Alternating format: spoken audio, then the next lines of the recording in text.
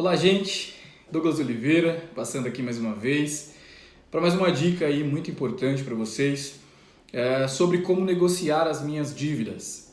Imprevistos acontecem. A gente sabe que até mesmo os cozinheiros mais experientes em algumas vezes acabam queimando o arroz. E se você se considera um bom administrador das suas próprias contas, não se culpe se você entrar em uma dívida de um cheque especial, de um cartão de crédito ou coisa do tipo. Para começar, eu preciso te falar que a ideia é fazer listas, tá? Elas são fundamentais para você organizar a questão do seu orçamento ou reorganizar a questão do seu orçamento. Eu prefiro dizer isso a todas as pessoas que a gente acaba mentoreando, que você precisa usar e abusar das listas em exaustão. Assim, você tem que usar quanto mais listas você puder para você ter controle e para você ter a certeza de que você está fazendo isso de forma correta. Hoje existem alguns aplicativos que acabam fazendo a função dessas listas, que é te ajudar a fazer esse gerenciamento. Mas é importante que você tenha algum controle, seja ele por aplicativo ou seja ele por listas em Excel, controles, o que seja mais fácil e que não te cause mais um ônus do que um bônus. Então você precisa encontrar a melhor forma de você conseguir administrar e gerir isso, mas é importante que você tenha o controle disso, tá? Uma coisa muito importante, gente, é que você precisa listar todas as dívidas que você tem de cartão de crédito, de cartão de débito, de cheque especial, de boletos, de empréstimos, de financiamentos, tá? Colocando qual é a dívida real, colocando em quantas parcelas você fez, qual o período que essa dívida ela vai se estender, para que a gente consiga te ajudar e você também consiga visualizar qual é o cenário real para optar qual é a melhor forma de parcelamento, qual é a melhor ação que você precisa tomar para cada um dos casos. Parece simples, mas a grande maioria das pessoas não tem essa informação na mão. Por ela estar disponível no aplicativo do celular, por ela estar disponível no aplicativo do banco, a maioria das pessoas acaba não dando atenção para isso e essa dívida acaba se arrastando e se tornando uma bola de neve.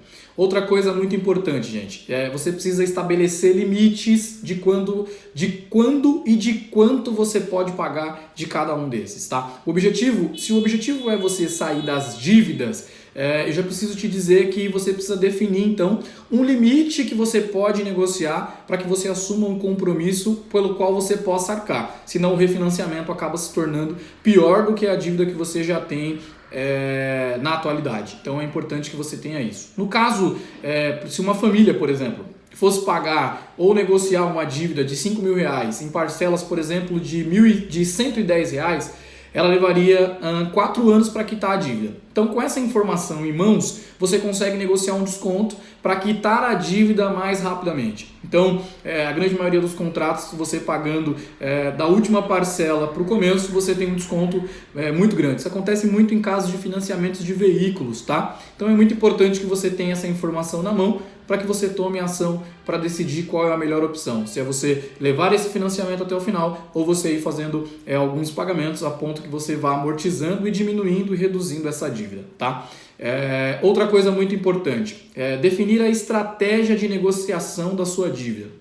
Antes de você fazer qualquer negociação com o credor, pense pelo menos em 5 argumentos que você precisa apresentar para ele. Leve documentos comprobatórios, faça uma lista também de perguntas que você pode fazer antes de assinar qualquer negociação, por exemplo. Tá, vamos lá. Um exemplo. Qual será o desconto em percentual sobre a dívida atual? Essa é uma pergunta importante que você precisa fazer. Se eu pagar à vista, eu posso ter um desconto maior? Essa é uma outra pergunta importante. Se eu parcelar, quais serão os juros? Outra pergunta importante que você pode fazer. Depois de pagar, em quanto tempo eu terei a minha situação regularizada perante o Serasa, por exemplo, em casos que a pessoa já tem o nome inserido aí nos órgãos de proteção ao crédito? Outra pergunta, quando eu pagar, eu vou receber uma carta de quitação, eu vou receber uma carta de adimplência? Isso é muito importante. Em alguns casos, você vai precisar aí dessa carta para você conseguir dar as baixas em alguns cartórios. No caso desse seu credor não fazer não dar entrada de forma automática nessa baixa, você vai precisar de uma carta de anuência, por exemplo, para te dando ali a quitação para que você consiga resolver a sua questão no cartório, no Serasa. Isso se essa empresa pelo qual você está devendo, ela já não fizer isso de forma automática. A grande maioria faz, mas é importante falar isso, tá? Outra coisa muito importante e acontece. Se o dono de uma dívida faleceu, o que eu faço? Vamos lá, gente.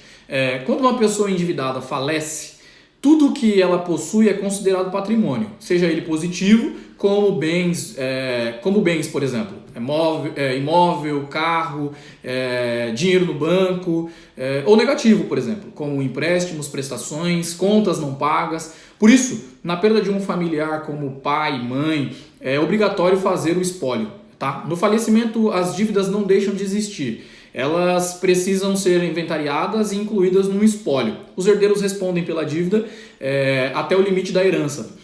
Se for esse o seu caso, fale com um advogado. Ele pode te orientar, ajudar a sua família em relação aos pagamentos dessas dívidas, mas é muito importante que você faça isso. Existem inúmeras pessoas que estão presas nesse dilema, não conseguem resolver essa situação, estão tentando resolver sozinhas, e a melhor opção para você é procurar um advogado que vai conseguir te ajudar e resolver isso assim de forma muito rápida e muito tranquila. Talvez em alguns casos possa ter um pouco mais de morosidade, se tiver um pouco de complicação em casos de herdeiros menores de idade, enfim. Mas é importante que você procure um especialista da área para conseguir te ajudar, tá? Outra coisa importante, as pessoas sempre me perguntam, como eu faço então para evitar dívidas? Bom, vamos lá, gente. Primeira coisa, não aceite crédito fácil, que algumas instituições acabam ofertando, e estes vêm atrelados com taxas maiores.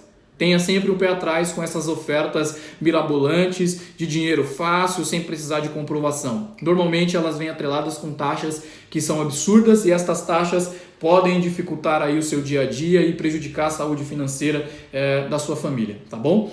Outra coisa muito importante, mantenha sempre a sua planilha financeira atualizada. Parece simples, mas isso te ajuda a tomar decisões mais assertivas e não entrar em situações como essas, tá bom? Outra coisa, busque sempre equilibrar as despesas e receitas. Como? Cortando gastos excessivos, tá bom?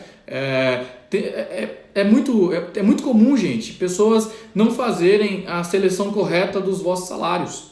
A pessoa recebe um salário, e uma dica muito simples assim que a gente aprende logo no início assim da universidade, ou quando você participa de algum curso de disciplina financeira familiar, é que você precisa dividir o teu salário em pelo menos 3 partes. A primeira parte você vai utilizar ele para fazer o pagamento das suas despesas, a segunda parte você vai usar ele para fazer investimentos, e a terceira é o que você vai utilizar para o lazer.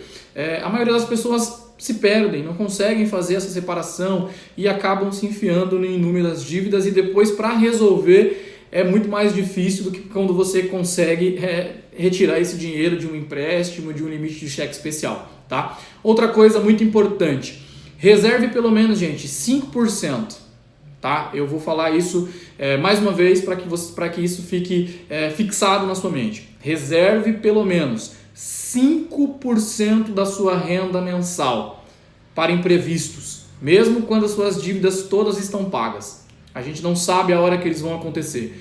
E se você tem uma reserva, na hora que a situação acontecer, na hora que o calo apertar, na hora que a dificuldade acontecer, você vai ter lá uma reserva de segurança. Outra coisa muito importante, evite fazer novas dívidas antes do dinheiro entrar. Por exemplo, 13º ou rescisão. A maioria das pessoas já fazem dívidas pensando nesse recurso. Pode acontecer no meio do caminho, por exemplo, de você ser desligado da sua empresa e você não concluiu o ano inteiro. E aí você já fez uma dívida contando com o 13º completo. E aí você, por exemplo, se fosse mandado embora agora, você só receberia 8 meses proporcionais ao 13º. Então, é muito perigoso as pessoas fazerem dívida contando com o recurso antes dele acontecer. Você pode, no meio do caminho, ter alguma dificuldade, e essa dificuldade acabar suprimindo aí esta antecipação que você já fez. Então, muito cuidado com isso. E, por fim, use o seu dinheiro para quitar dívidas atuais. Poupe para imprevistos. E junte, gente, para sempre você comprar à vista. Essa é mais uma dica aqui da DGS Serviços.